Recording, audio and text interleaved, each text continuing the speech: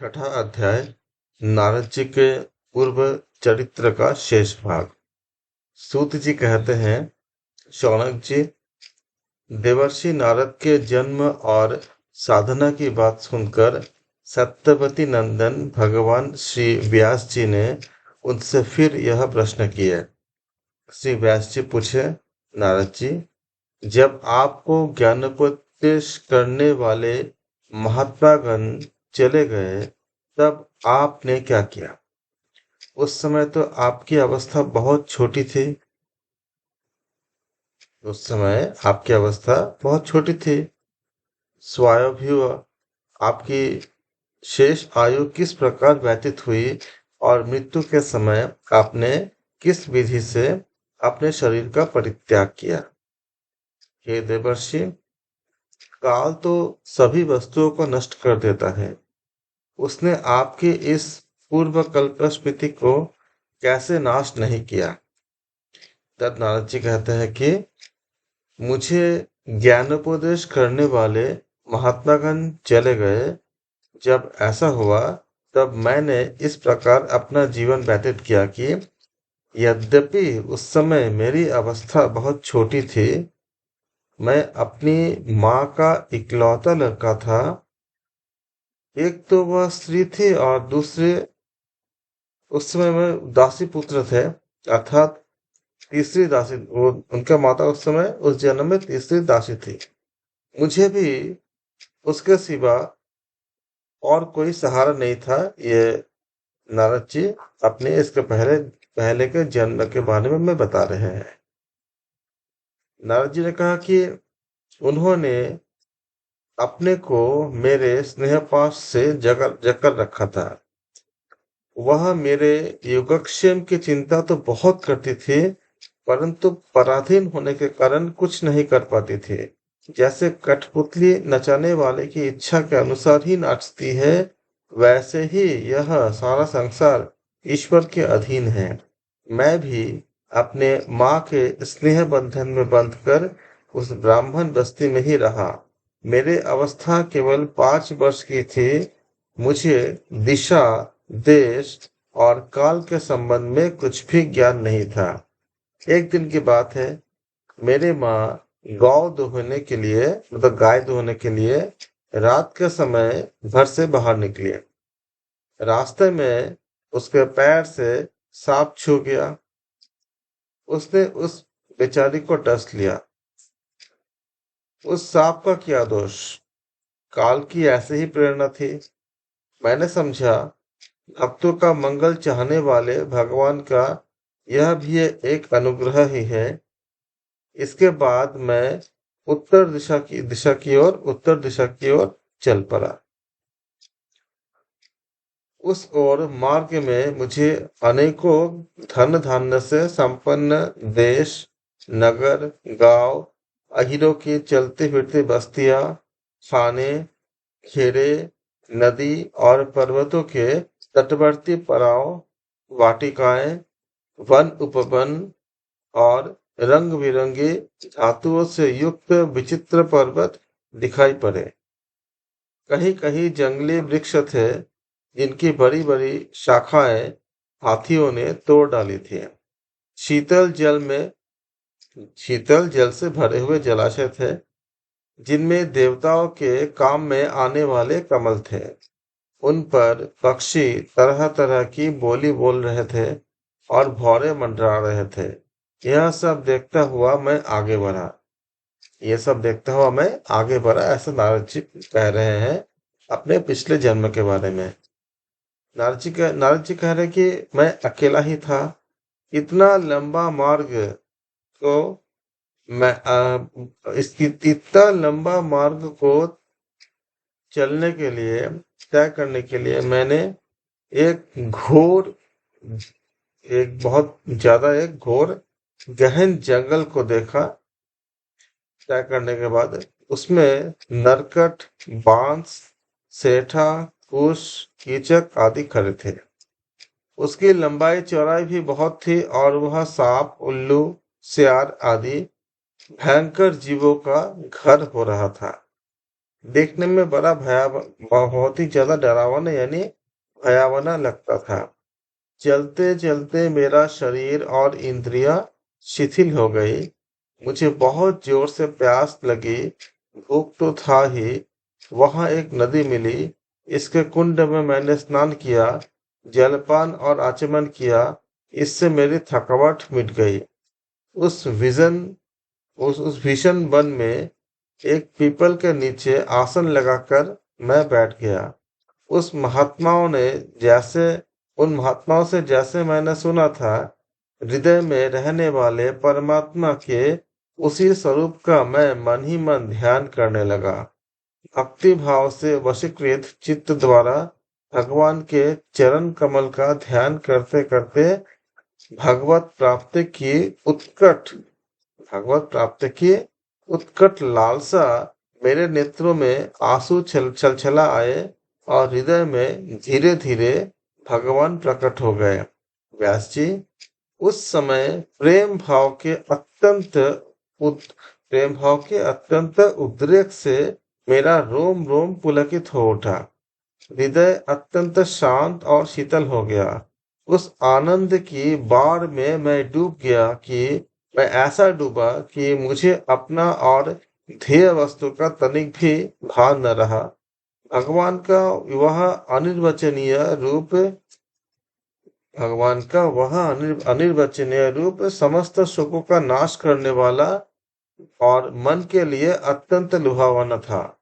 सहसा सहसा उसने देखा सहसा उसे न देख करके मैं बहुत ही विकल हो गया।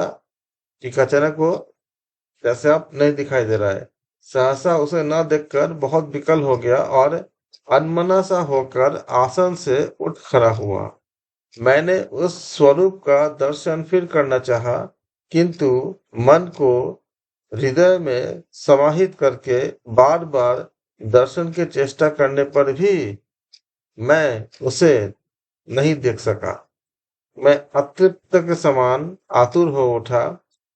इस प्रकार निर्जन वन में मुझे प्रयत्न करते देख स्वयं भगवान ने, जो वाणी के विषय नहीं है, बड़ी गंभीर और मधुर वाणी से मेरे शोक को शांत करते हुए, नारद जी कह रहे हैं, मेरे शोक को शांत करते हुए उनसे कहा कि खेद है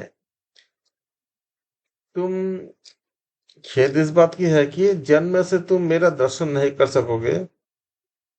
जिसकी वासनाएं पूर्णतया शांत नहीं हो गई है, उन अधकचरे योगियों को मेरा दर्शन अत्यंत दुर्लभ है। निष्पाप बालक, तुम्हारे हृदय में मुझे प्राप्त करने की लालसा जागृत करने के लिए ही मैंने एक बार तुम्हें अपने रूप की झलक दिखाई थी।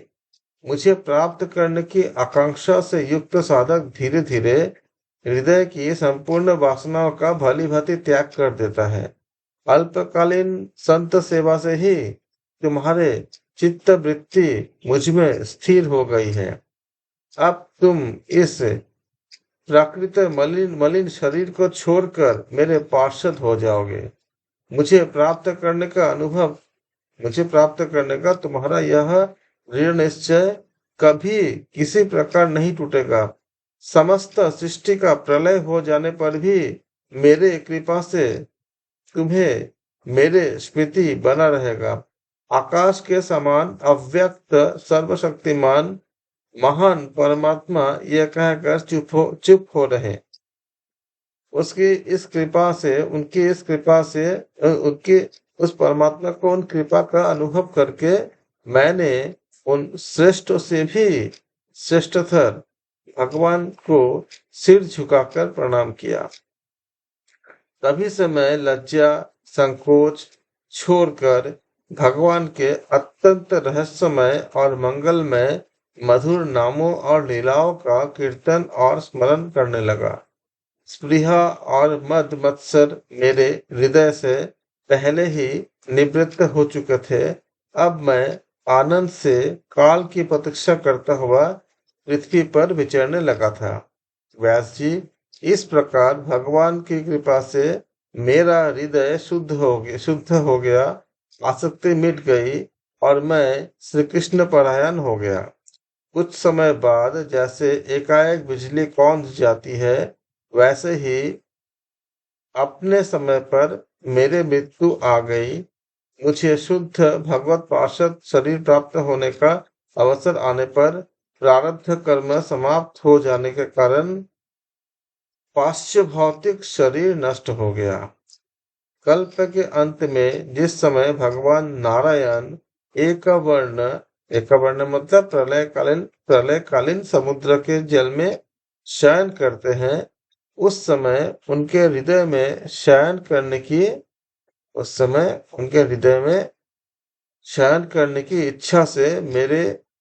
इच्छा से इस सारे सृष्टि को समेट कर ब्रह्मा जी जब प्रवेश करने लगे, तब उनके श्वास के साथ मैं भी उनके हृदय में प्रवेश कर गया। एक सहस्त्र चतुर्युगी बीत जाने पर जब ब्रह्मा जगे, तब उन्होंने सृष्टि करने की इच्छा की और तब उनकी इंद्रियों से मरीचि आदि ऋषियों के साथ मैं भी प्रकट हो गया। तभी से मैं भगवान की कृपा से वैकुंठ आदि में और तीनों लोकों में बाहर और भीतर बिना रोक टोक के विचरण किया करता हूँ। मेरे जीवन का व्रत भगवत जन अखंड रूप से चलता रहता है। भगवान की दी हुई इस स्वर ब्रह्म से विभूषित वीणा वीणा पर तान छेड़कर मैं उनकी लीलाओं का गान करता हुआ सारे संसार में विचरता हूँ। जब मैं उनकी लीलाओं का गान गान करने लगता हूँ, तब वे प्रभु जिनके चरण कमल समस्त तीर्थों के उद्गम उद्गम स्थान है और जिनका यशोगान मुझे बहुत ही प्रिय लगता है, बुलाए हुए भांति की बुलाए हुए भांति बुलाए हुए की भांति तुरंत मेरे हृदय में आकर दर्शन दे देते हैं। जिन लोगों का चित्त निरंतर विषय भोगों की कामना से आतुर हो रहा है, उनके लिए भगवान की लीलाओं का कीर्तन संसार सागर से पार जाने का जहाज है। यह मेरा अनुभव है।